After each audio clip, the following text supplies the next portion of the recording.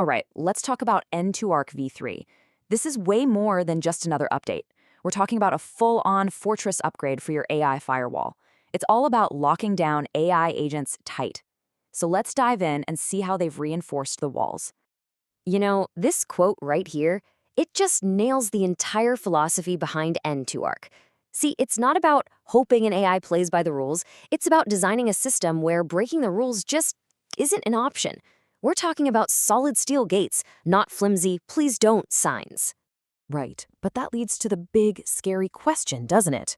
What if the AI can just approve its own commands? What if the thing you're trying to lock up has a key to its own cage? That's the exact nightmare scenario that version 3 is built to shut down for good. So, this is what we're calling the AI self-approval problem, or as I like to think of it, the ghost in the firewall.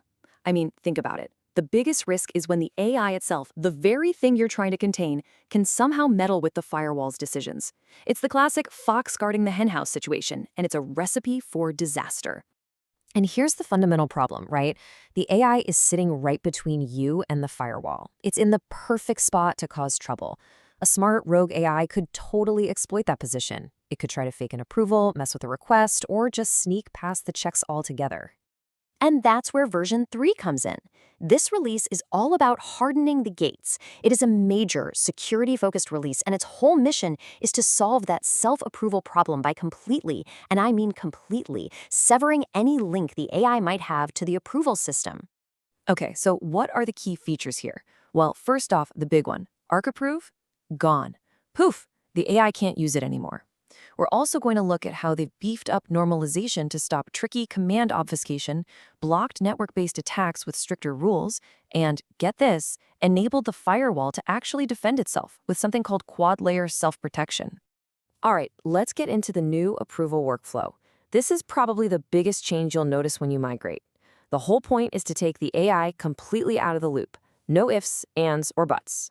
Wow, look at the difference here. Before, in Pre-v3, the AI could potentially call Arc Approve through the MCP. That was a huge, gaping loophole. But now, in v3 and beyond, that path is just gone. It's a strictly out-of-band human approval process. And out-of-band just means it happens on a totally separate channel, like a web dashboard or a separate CLI that the AI has absolutely no way of touching. The AI has zero approval paths. Period. So how does this actually work day to day? It's pretty straightforward. First, some action needs approval. Right away, the AI's execution gets paused. It just stops. Then, a human, that's you, gets a notification. You have to go into the web dashboard or a separate terminal to either approve or deny it. And only after you've made that call does the action either go through or get blocked. The AI is basically just waiting for your decision. It has no say in the matter. Okay, so we've sealed the logic layer. The command path is gone. But what about the network? A really clever AI might try to find a network backdoor, right? Maybe attack the approval server directly through something like a CSRF or a loopback attack. Well, that's what we're going to talk about next, how v3 seals those network tunnels. This table just lays it all out so clearly. Just look at that AI accessible column. It's all red nodes. The AI cannot get to the HTTP dashboard. It cannot get to the CLI.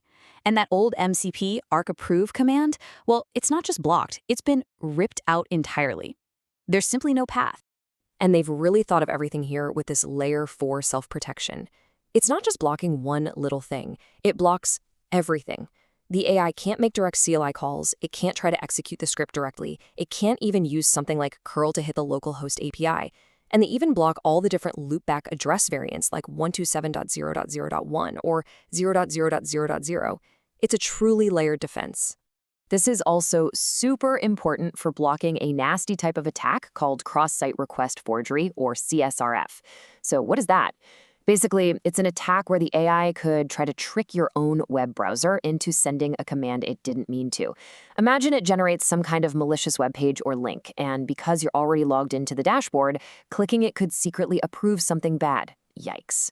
Well, v3 stops this dead in its tracks with strict CORS policies. It's a simple rule.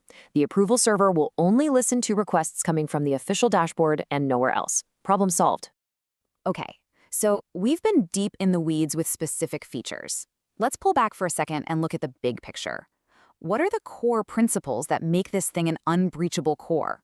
How does this fortress actually defend itself? It really boils down to two key ideas that work together.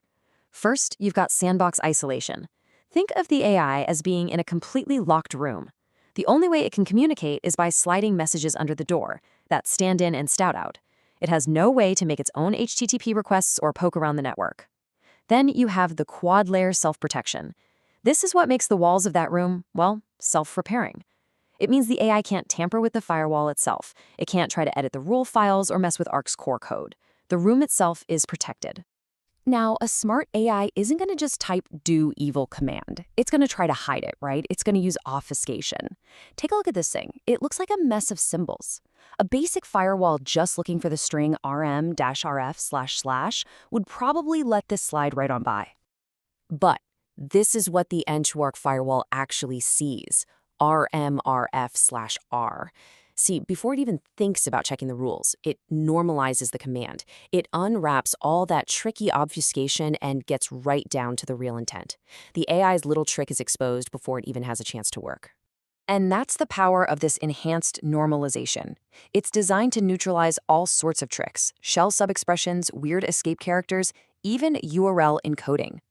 By cleaning everything up first, the firewall is always judging the real command, not some cleverly disguised imposter. All right, so if you're on the security or ops team, you're probably thinking, this all sounds great, but how do I verify it? You can't just trust, you have to verify. So how do you actually run a security audit on this fortress? Here's your go-to security dashboard checklist. First, check the audit logs. Every single decision, approved or denied, is recorded. Want a quick overview? Run Arc stats to see the numbers on blocked versus past actions. Need to know what rules are live right now? That's Arc status. And of course, you absolutely should be doing regular system integrity checks to make sure the .n2 rule files and the core scripts are exactly as you left them. So when you put it all together, you get the N2Arc philosophy. It's built on a foundation of zero trust. Never, ever trust the AI. It's about using solid, compiled code for rules, not just wishy-washy prompts. Blocked means blocked. These are hard gates. And as we've seen, that total sandbox isolation and the fact that every single thing is auditable, those are the pillars holding the whole fortress up. So I'll leave you with this one last thought. It's a really important one. Your AI is sandboxed, sure, but is its firewall? Because if the very thing that's supposed to be enforcing the rules can be tricked or changed from the inside, then how secure is that sandbox really?